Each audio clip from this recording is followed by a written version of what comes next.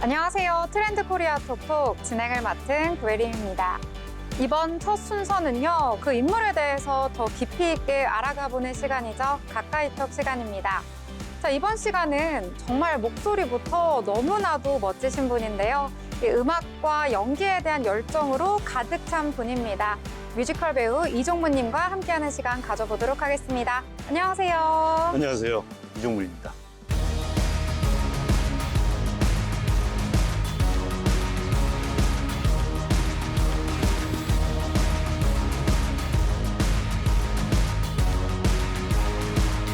네, 그럼 먼저 시청자분들께 인사 말씀 부탁드리겠습니다. 네, 안녕하세요. 뮤지컬 배우로 활동 중인 이종문입니다. 네, 목소리가 제가 소개에서도 말씀드렸지만 너무 멋지신데요. 감사합니다. 네, 역시 뮤지컬 배우. 또 너무 설레는 마음으로 이종문 배우님을 좀 낱낱이 파헤쳐 보려고 하는데요. 일단 뮤지컬 배우이시니까 연기에 대한 이야기를 좀 해보면 좋을 것 같은데 어떻게 해서 좀 시작을 하게 되신 건지 이 부분부터 좀 말씀해 주시면 좋을 것 같아요. 연기를 시작하게 된 거는 서울예전 연극과에 들어가면서 시작이었던 것 같아요. 정말 아무것도 몰랐는데 막연하게 연기에 대한 꿈을 갖고 시험을 봤는데 정말 운 좋게 됐어요. 그리고 거기서 하나하나 배워 나갔던 것 같아요. 그리고 뮤지컬을 또 하게 된 계기는 졸업작품을 뮤지컬을 하게 됐어요. 제가 존경하는 교수님이 뮤지컬을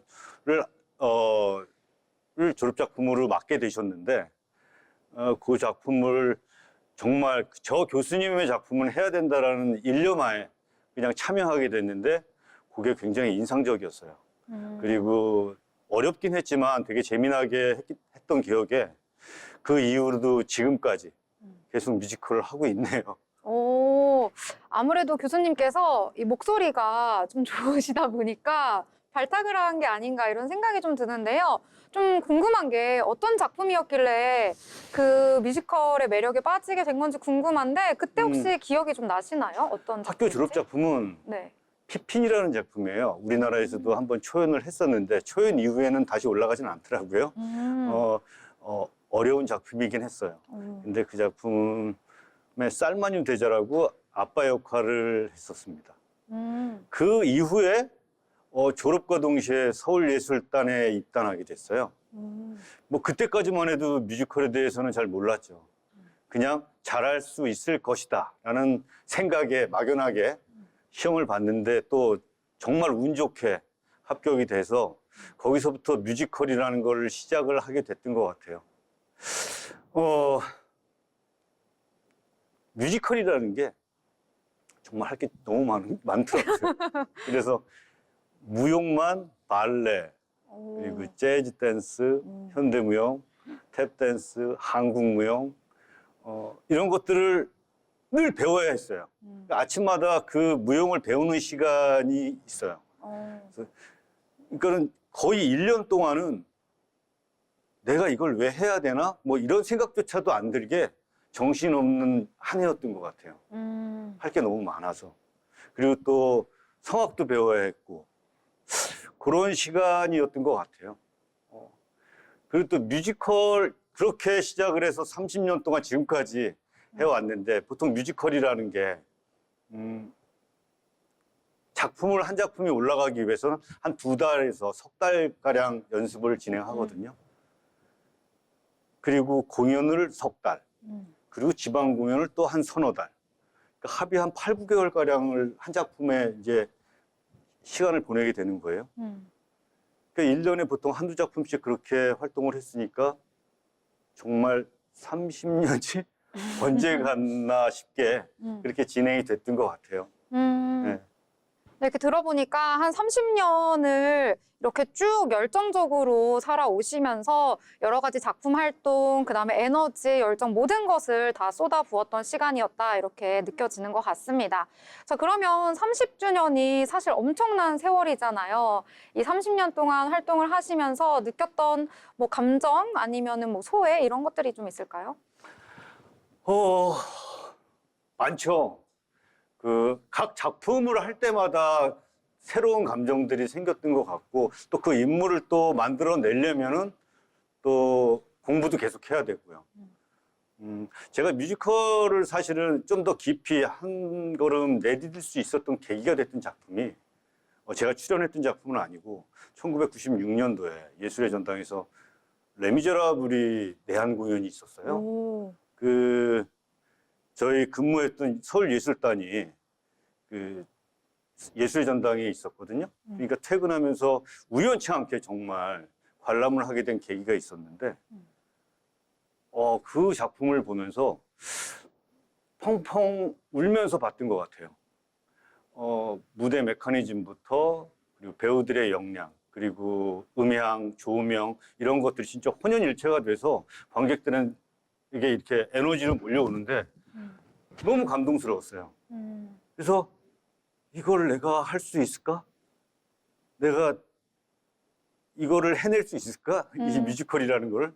그때만 해도 이제 뮤지컬에 대해서 잘 모를 때였는데 그러면서 그런 두려움과 함께 또 이 설레임도 오더라고요. 그래서 정말 굉장했어요.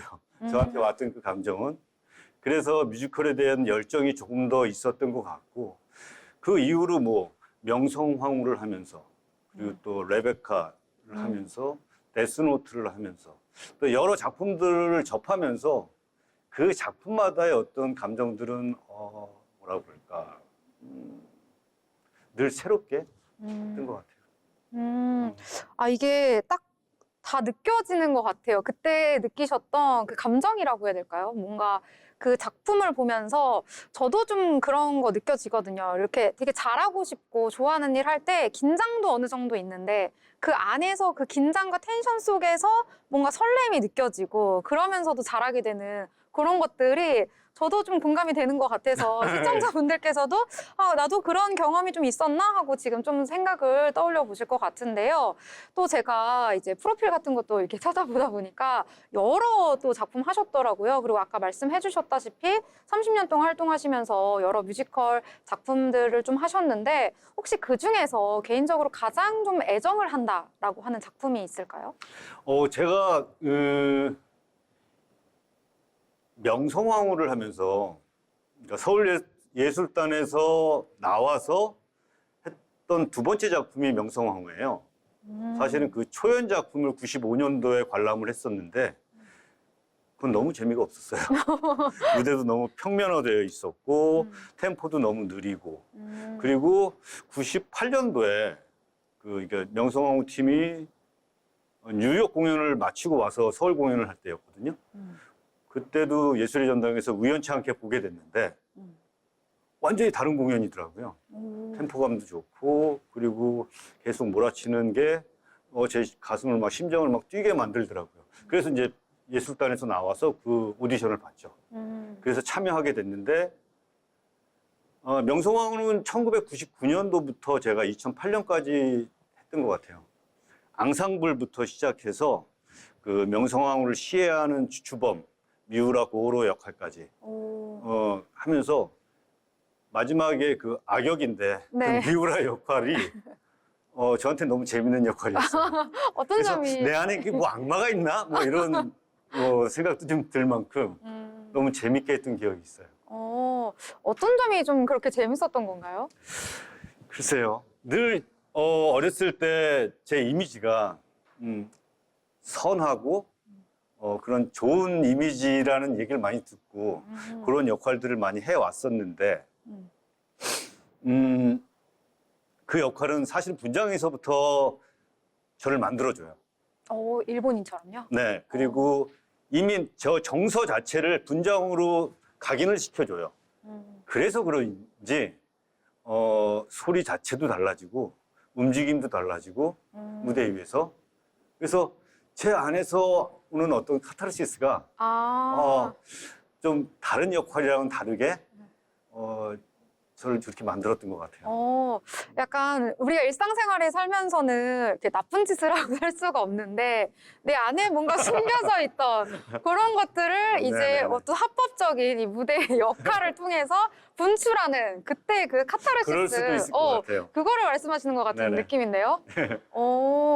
저도 한번 명성황후 저는 되게 슬픈 작품이라고 생각하면서 봤었는데. 정말 슬픈 작품이죠. 네. 네. 근데 또 이런 부분을 들으니까 좀 재밌다 이런 생각이 또 드는데요. 네, 그리고 또 들어보니까요. 또 이제 학교에서 학생들을 가르치고 있다고 들었거든요. 어떻게 해서 또 이렇게 가르침의 영역으로 들어가신 건지 궁금한데요. 네, 그것도 한 2009년도 저 드림걸즈 공연 때였을 거예요. 지인이 어느 학교에서 지금 연기 수업을 할 선생님을 찾고 있는데 좀 해봐라. 내가 무슨 애들을 가르치냐. 그런 거 생각도 안 해봤고. 그런데 좋은 기회일 수도 있겠다라는 생각도 들더라고요. 그래서 그게 동국대학교 전산원이라는 곳이었어요. 동국대학교는 아니고 전산원. 이건 또 뭐지? 근데 거기에 연기과가 있더라고요.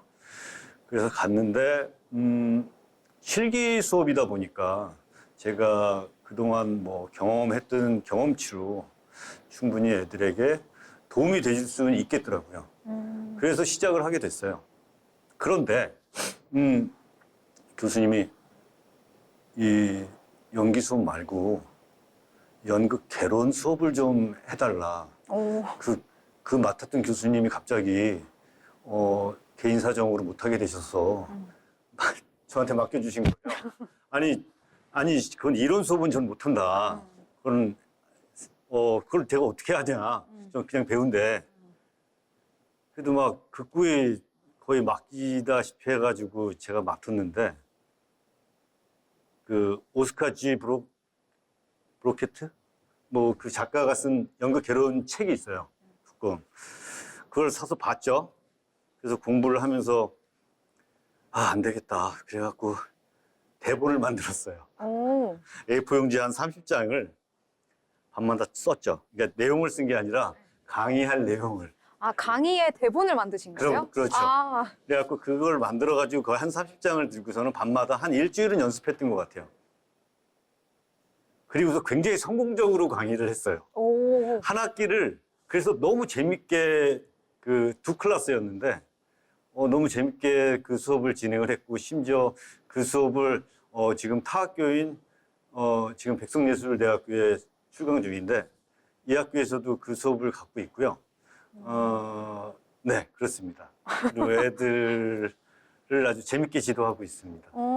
마치 그 공연을 하는 것처럼 이렇게 원고를 만들고 대본을 만들어서 학생들 앞에서 그러니까 이론 수업을요. 네, 그러니까 하는 것처럼 하신 거죠? 네, 그런 거죠.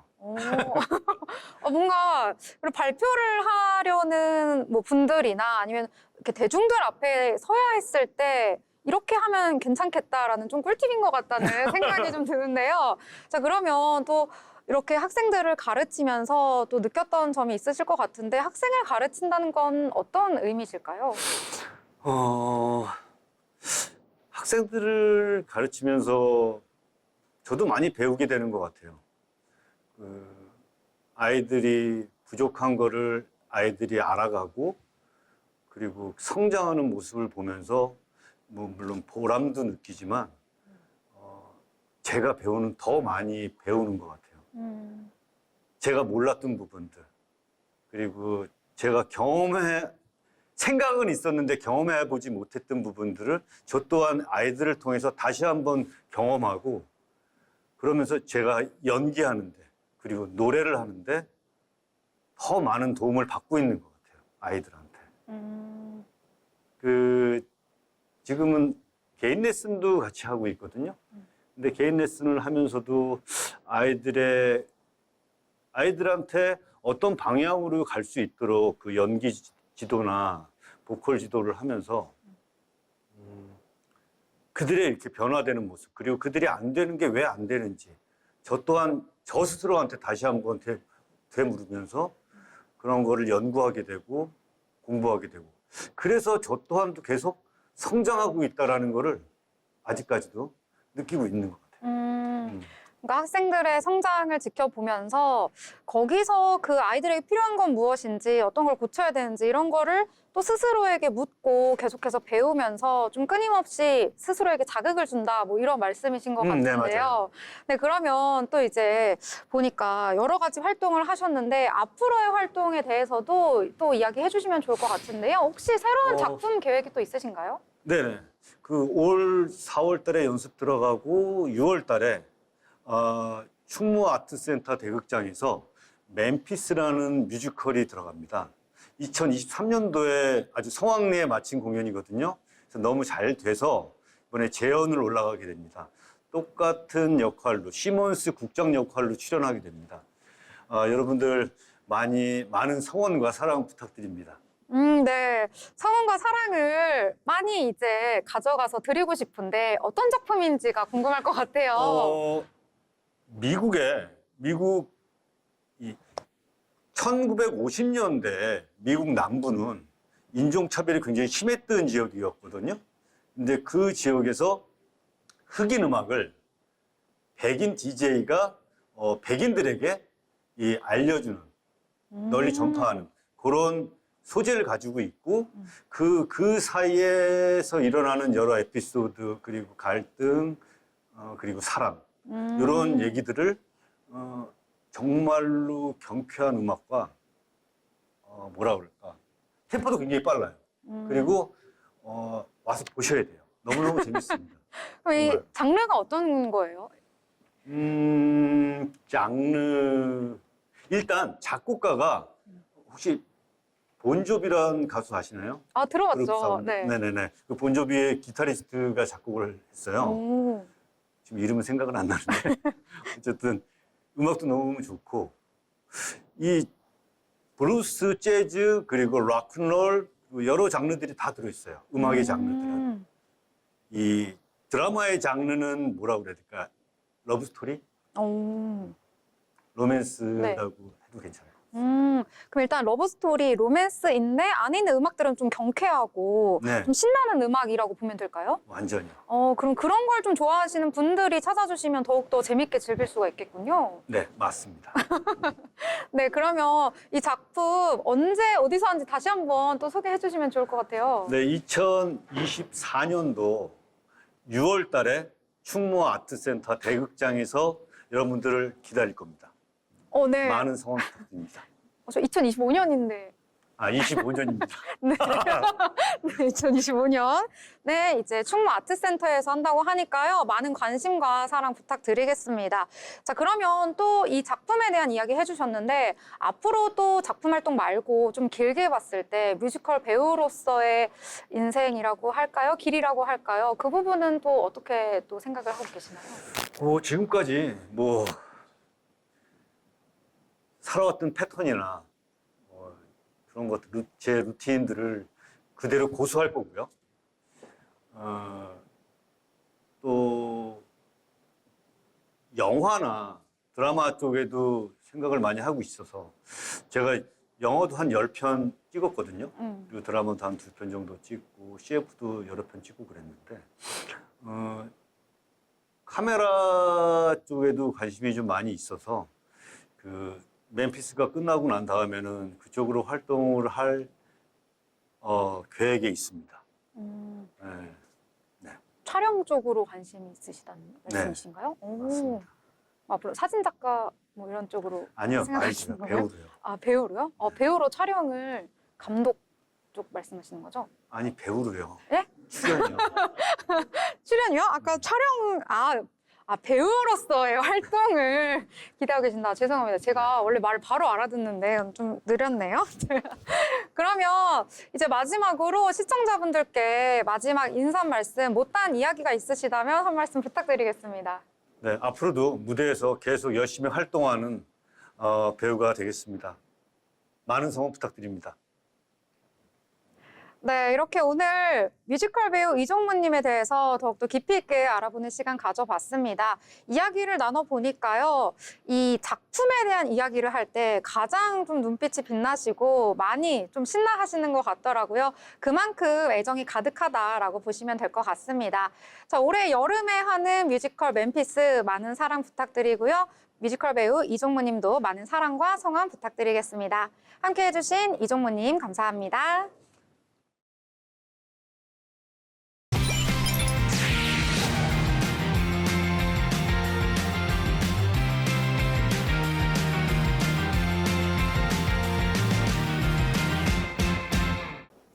네, 이번 시간은 김효빈 아나운서와 함께하는 경제톡톡 시간입니다. 최근에 좀 핫했던 경제 이슈들에 대해서 함께 이야기 나눠보려고 하는데요. 김효빈 아나운서 나오셨습니다. 안녕하세요. 안녕하세요. 네, 효빈 아나운서 첫 번째 주제는 어떤 건가요? 네, 요즘 주변에 보면 독감 걸린 분들이 굉장히 많죠. 이번 겨울은 유독 독감 환자 수가 굉장히 많다고 합니다. 그래서 오늘은 독감 유행에 따른 경제활동 위축 우려를 주제로 뽑아봤습니다.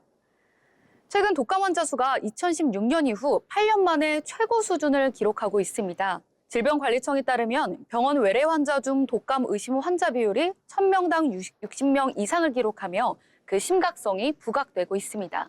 네, 독감이 최근 들어서 좀 유행하고 있다 이런 기사를 많이 보기도 했었는데요. 자, 그렇다면 독감이 유행하는 것, 이 경제에 어떤 영향을 좀 미칠까요?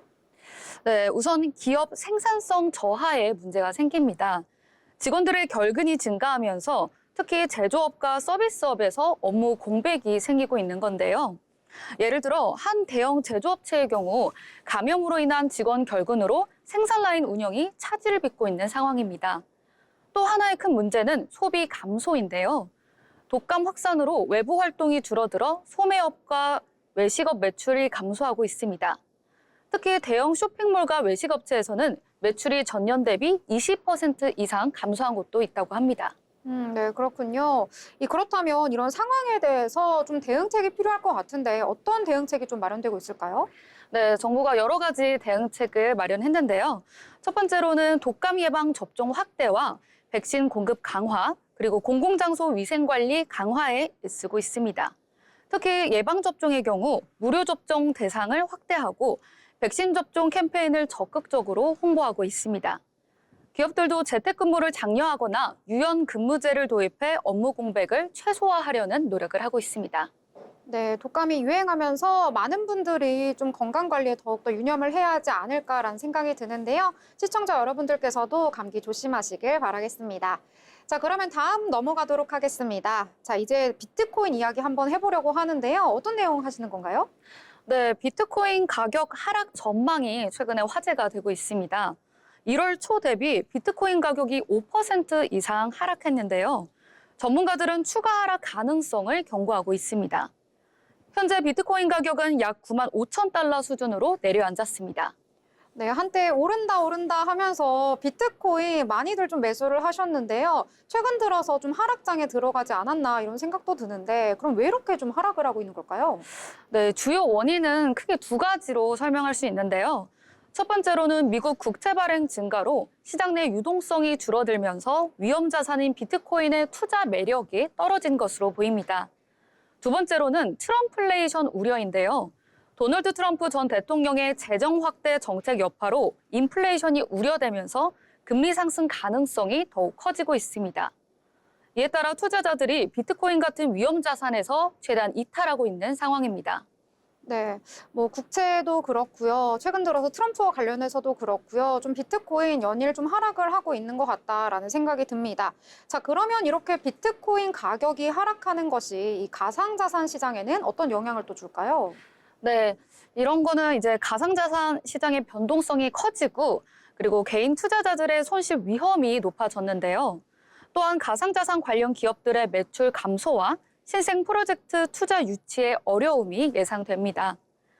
다만 장기적으로는 가상자산 기술의 가치에 기반한 회복 가능성도 열려 있기 때문에 이런 점은 긍정적으로 보셔도 됩니다. 이에 따라 투자자들은 위험 관리와 함께 장기적 관점에서 시장을 바라보는 것이 좋다고 바라봅니다.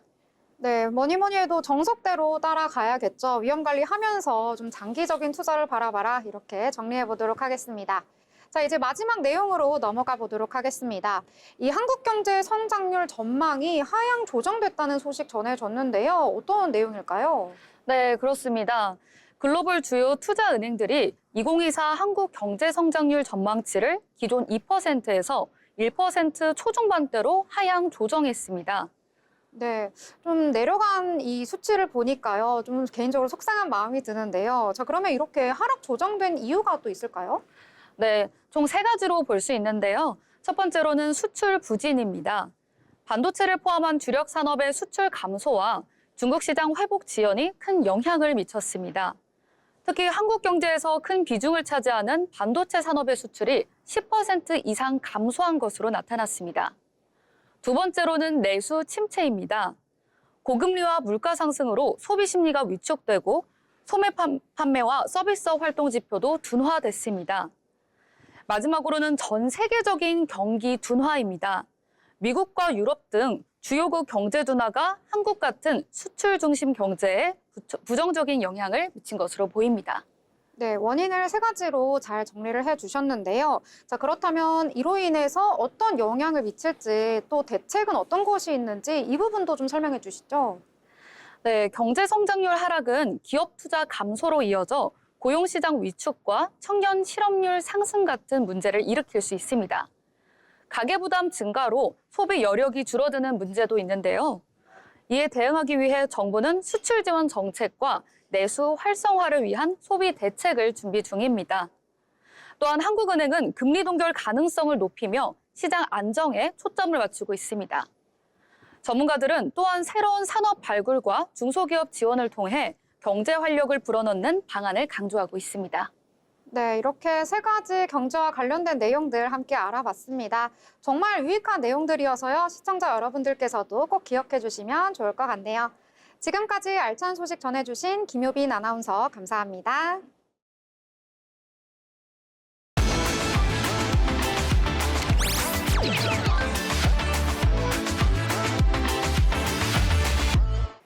네, 이번 마켓 트렌드 시간은요, 연기에 대해서 알아보는 시간 가져보도록 하겠습니다. 자, 이번 시간은 교육자이자 연출가, 배우로 활동하고 계신 이정아님과 함께하는 시간 가져보도록 하겠습니다. 안녕하세요. 안녕하세요.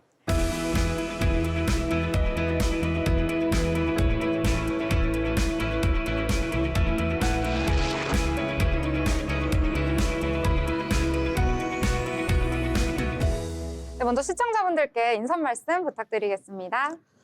반갑습니다. 저는 충북 제천 세명대학교 연기예술학과에서 학생들을 교육하고 있고 서울대학로에서 연극 연출가로 활동하고 있는 이정아라고 합니다. 네, 반갑습니다. 네. 이 오늘 연기에 대한 전문가를 모시고 또 이야기를 나눠보려고 하는데요. 일단은 또 제가 여러 가지를 보다 보니까 연기를 아주 어렸을 때부터 쭉 시작을 하셨더라고요. 네. 어떻게 해서 연기에 입문을 하게 되신 건지 그 계기가 궁금한데요.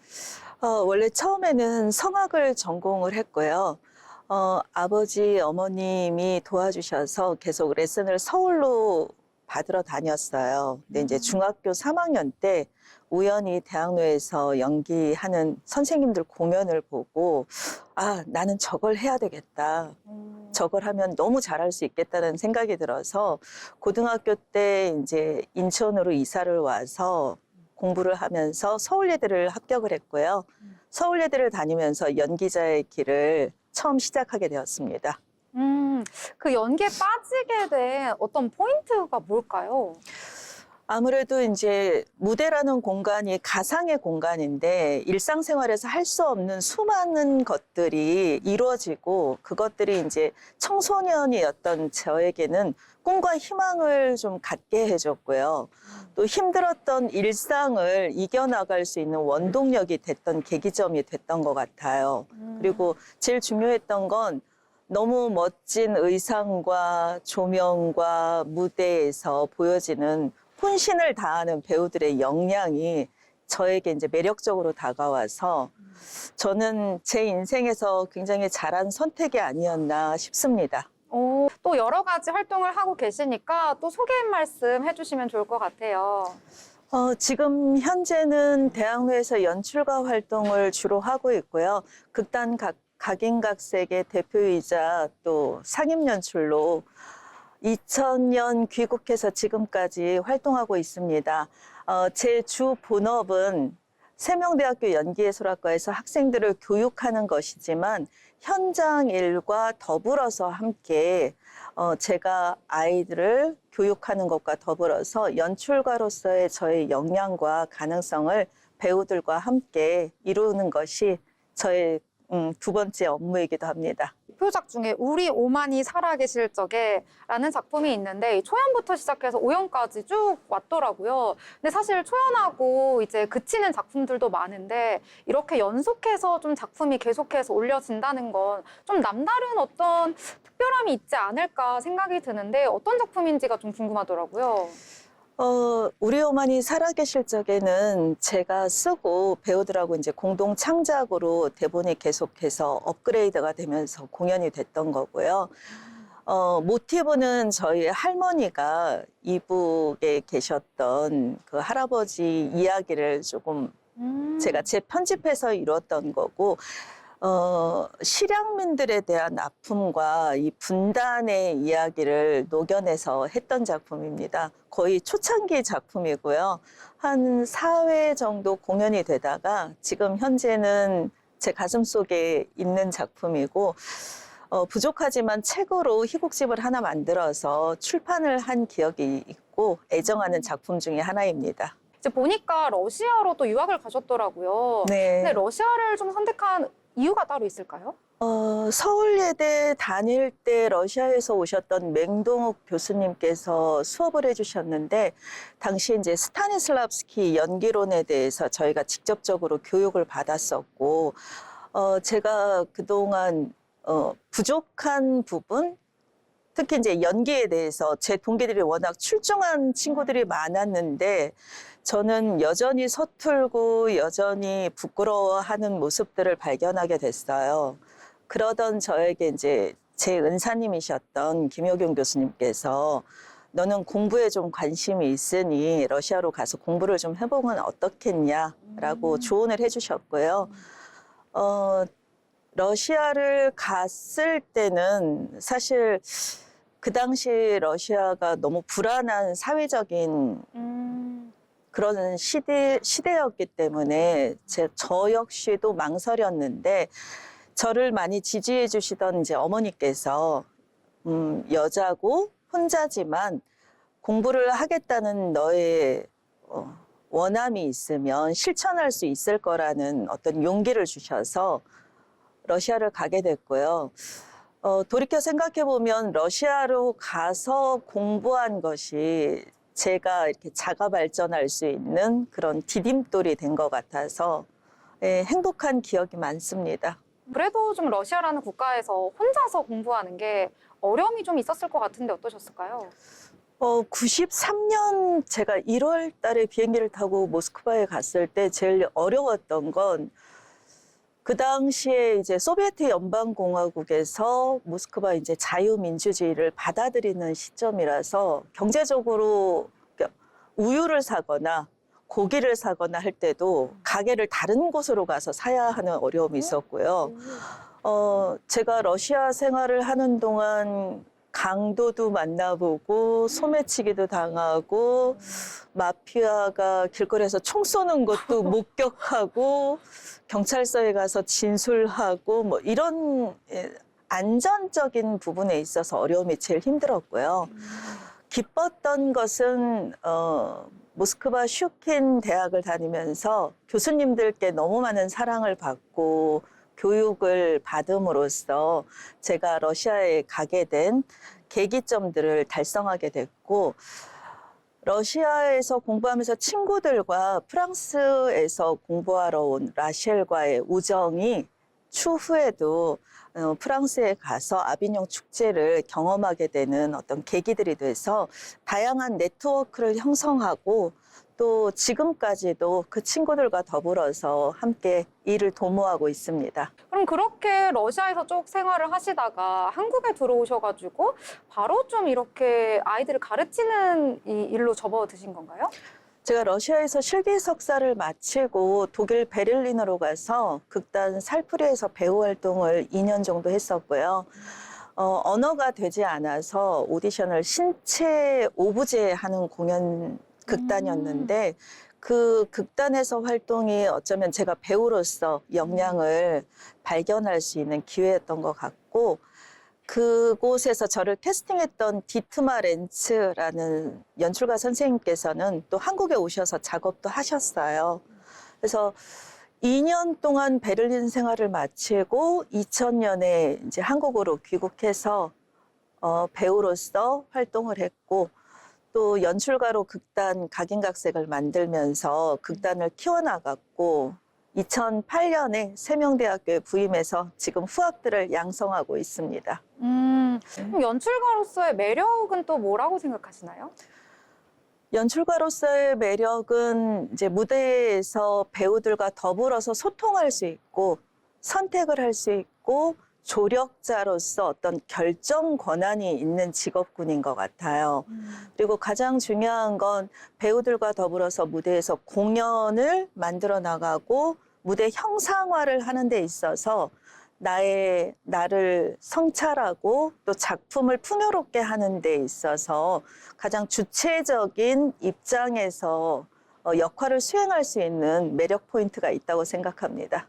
또 이렇게 여러 이런 인재들을 양성을 하는데 좀 남다른 의미가 있으실 것 같습니다. 어떠신가요?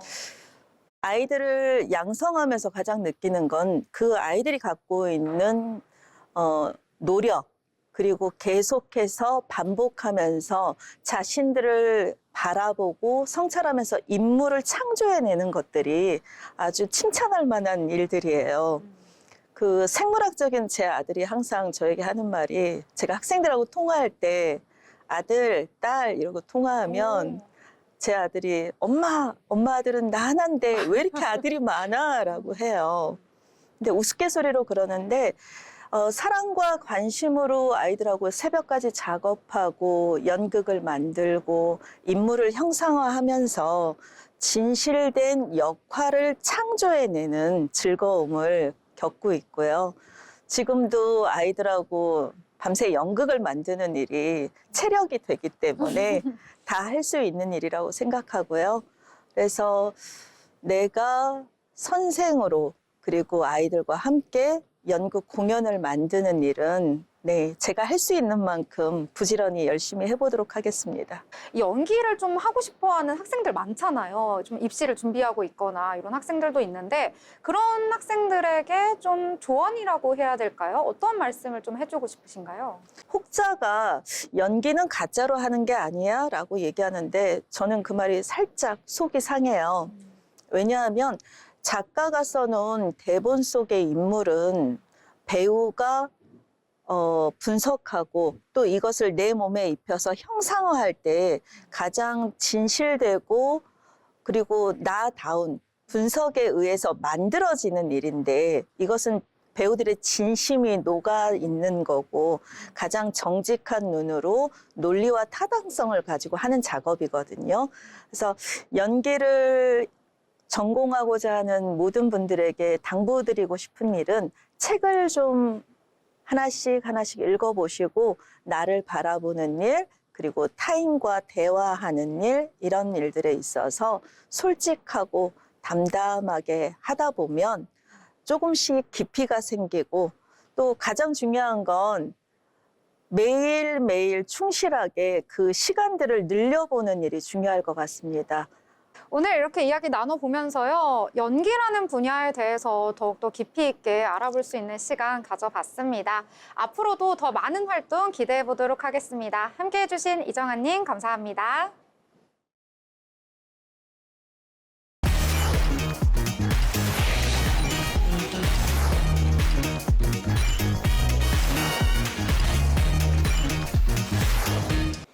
네, 이번 시간은 다양한 부동산과 건설에 대해서 알아보는 마켓 트렌드 시간입니다. 오늘 이재규 기자 나오셨습니다. 어서 오세요. 안녕하세요. 네, 먼저 이 주거 지원 정책과 관련된 내용 알아보도록 하겠습니다. 이 올해 정부가 사상 최대 규모의 공공주택 공급과 더불어서요, 이 다양한 주거 지원 정책을 본격적으로 추진한다고 합니다. 이 청년층과 신혼부부를 위한 맞춤형 대출 상품부터 시작해서요, 신생아 특별 공급 확대 그리고 저출산 문제 해결을 위한 다양한 대책들이 포함되었다고 하는데요. 어떤 내용인지 전해주시죠. 네, 국토부가 발표한 올해 주택 정책의 핵심은 공공주택 공급 확대와 주거 사다리 복원입니다. 올해 공급될 공공주택은 역대 최대 규모인 25만 2천 가구로 특히 수도권 내 3만 가구 규모의 신규 택지가 상반기 중 발표될 예정입니다. 또한 3기 신도시에서는 2만 8천 가구가 본 청약에 들어가고 의왕, 군포, 안산 지역을 포함한 대규모 택지 개발 사업도 본격적으로 추진이 됩니다. 정부는 공급 물량의 20%를 상반기 내 착공하여 주거 안정 효과를 조기에 체감할 수 있도록 한다는 계획입니다. 네, 새해에는 좀 주거 쪽으로 안정화가 될 수 있도록 정부에서도 노력을 하고 있는 것 같은데요. 자, 그렇다면 청년과 신혼부부를 위해서 주거 지원 대책 어떤 것들이 좀 있을까요? 네, 정부는 사회 초년생과 신혼부부를 위해 파격적인 금융 지원책을 내놓았습니다. 상반기 중 출시될 청년주택 드림 대출을 통해 연 2%대의 금리로 분양가의 80%까지 대출 받을 수 있습니다. 주택 마련에 어려움을 겪는 청년층에게 큰 도움이 될 것으로 보입니다. 신혼부부와 신생아 가구를 위한 특별 공급도 대폭 확대됩니다. 신혼부부 특별 공급 내 신생아 우선 공급 비율은 기존 20%에서 35%로 상향이 되고 공공분양 주택에도 신생아 특별 공급이 신설되어 연간 12만 가구가 신생아 가구에 우선 공급될 계획입니다. 네, 정말 희소식이 아닐 수가 없는데요. 자, 그렇다면 고령층이나 전세 사기 피해자에 대한 지원책도 또 마련됐다고 하더라고요. 네, 맞습니다. 고령화 시대를 대비해 실버스테이라는 민간 임대주택 1만 5천 가구와 고령자 복지주택 3천 가구가 공급됩니다. 이와 함께 전세 사기 피해자를 위한 특별 대책도 시행됩니다. 지난해 개정된 전세 사기 피해자 지원 특별법에 따라 피해주택 7,500가구를 매입하고 최장 10년간 무상 거주를 지원합니다. 또한 전세 사기를 예방하기 위해 안심 전세 앱을 통해 임대인의 보증 발급 이력과 위험도를 확인할 수 있는 서비스를 확대 제공할 계획입니다. 이를 통해 임차인의 피해를 사전에 방지하려는 취지입니다. 네, 주택시장 안정화를 위한 여러 가지 노력들 계속해서 나오고 있는데요. 자, 이 밖에도 또 금융지원, 또 규제 개선 방안 등도 발표가 됐다고 하더라고요. 네, 맞습니다. 주거비 부담을 덜기 위한 금융 지원도 강화됩니다. 서민정책금융대출인 디딤돌 대출과 버팀목 대출의 중도 상환 수수료가 올해 말까지 전면 면제됩니다. 또 지역별 시장 상황을 고려해 금리를 차등화하는 방안도 검토 중에 있습니다. 아울러 무순위 청약, 소위 줍줍 제도를 실수요자 중심으로 개편하고 부정 청약을 근절하기 위한 서류 검증 절차도 대폭 강화됩니다. 정부는 이러한 정책들이 시장 안정화, 주거 안정을 동시에 달성할 수 있을 것으로 기대하고 있습니다. 네, 많은 분들이 주거 안정을 위해서 노력하고 있는데요. 정부가 이들을 위한 노력 여러 가지 시행하고 있는 것 같습니다. 좀 빠르게 정책이 시행될 수 있도록 기대해 보도록 하겠습니다. 자, 또 다른 내용들 함께 알아보려고 하는데요. 최근 건설업계 도산 우려 소식 저희가 몇 차례 전해드렸습니다. 이 전북 지역 4위 건설업체인 제일건설이 자금난을 견디지 못하고 부도 처리가 되었다는 소식도 전해졌는데요. 이로 인해서 협력업체 약 100곳이 총 200억 원대 피해를 입었다는 소식까지 전해졌습니다. 어떤 내용인지 전해주시죠. 네, 제일건설은 전북 익산시에 본사를 둔 중견 건설업체로 1988년 설립된 이후 지역 내 대표 브랜드인 오투 그란데로 이름을 알려왔었습니다. 그러나 건설 부동산 시장의 장기 침체로 인해 자금난에 빠졌고 지난해 12월 3일 최종 부도 처리가 되었습니다. 네, 그래도 나름대로 좀 큰 기업이다라고 볼 수가 있는데 부도가 되었다고 하니까 좀 피해를 많이 입었을 것 같습니다. 규모가 좀 어느 정도 될까요? 네, 협력업체와 하도급업체 등 100여 곳이 공사 대금을 받지 못하는 등의 피해를 입었으며 피해 금액은 200억 원대에 이를 것으로 추정됩니다. 주요 피해 업체로는 골조, 건설, 협력, 용역, 업체들이 포함되어 있습니다. 이에 협력업체들은 최근 채권자 협의회를 구성하고 공동 대응에 나섰습니다. 첫 모임에는 약 150여 명이 참석했으며 협의회 대표로는 유승혁 승일 종합건재 대표이사가 선임되었다고 합니다. 네, 건설 업체다 보니까요. 좀 진행 중인 공사 현장이 좀 있었을 것 같습니다.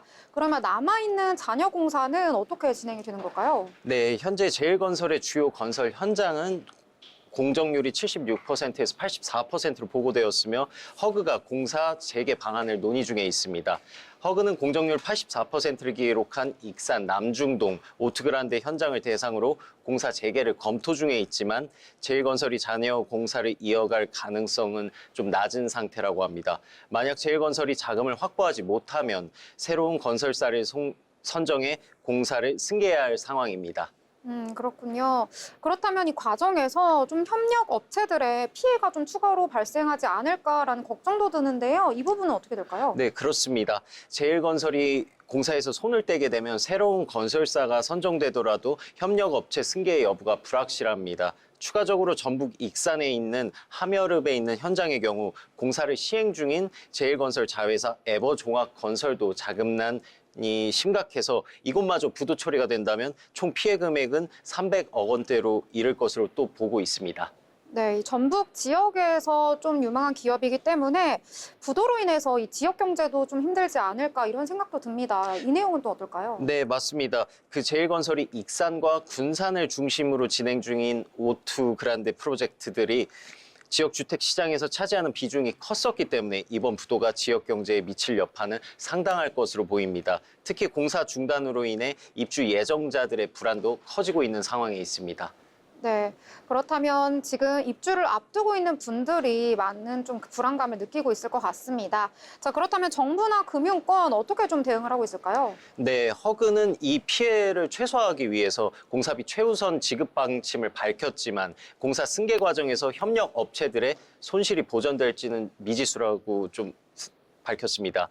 피해 업체들은 제일건설과 금융권 모두의 책임을 지적하며 피해 보상을 요구하고 있는 상태입니다. 네, 이 사태가 건설 업계에 좀 장기 침체에도 영향을 줄 수가 있고 또 건설사의 도미노 도산까지 이어지지 않을까 우려가 커지고 있는데요. 앞으로 어떻게 피해가 복구가 될지 지켜보도록 하겠습니다. 자, 오늘 두 가지 이슈들 함께 알아봤습니다. 함께 해주신 이재규 기자 감사합니다.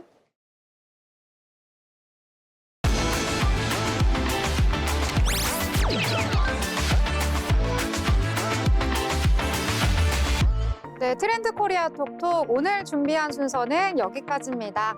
오늘도 풍성한 소식 전해드렸는데요.